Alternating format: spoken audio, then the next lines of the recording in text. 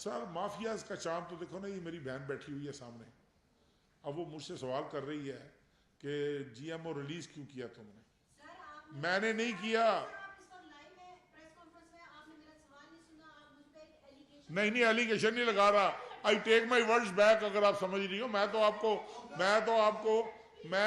کو بالکل آپ کے ساتھ ایک لائٹر ٹون میں بات کر رہا ہوں. اب چپ، اس کے بعد بات کر لیں گے. اس کے بعد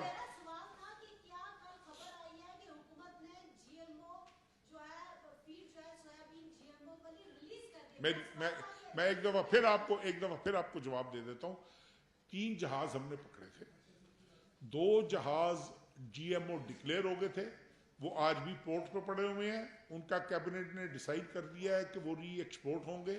تیسرے جہاز کے اوپر آل پاکستان سالوینٹ ایسوسی ایشن نے شور کیا کہ ہمارا ٹیسٹ غلط ہوا ہے، اور اس میں گورنمنٹ کو بھی یہ پتہ چلا کہ 2-3 لیبارٹریز کی مختلف رپورٹس آئی ہیں. پھر ہم نے جو میرا خیال یہ کون سی لیبارٹری ہے جی جو پاکستان آرمی کی ہے، ڈیسٹو، ہم نے وہ ڈیسٹو کو سیمپل بھیجے ہیں پرسوں. اگر وہ نان جی ایم او ہوا ہم کلیئر کر دیں گے. اب ٹوٹل 7 کوئی درجنوں جہاز نہیں ہے سمندر میں.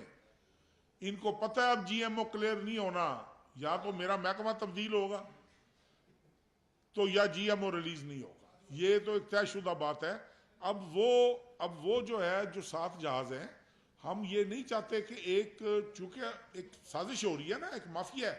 ہم ایک صفحے کا اشتہار گورنمنٹ نہیں چھپوا سکتی. نہیں میں تو مذاق کر رہا ہوں، تو اب غصہ تو نہ کرو نا ایسے.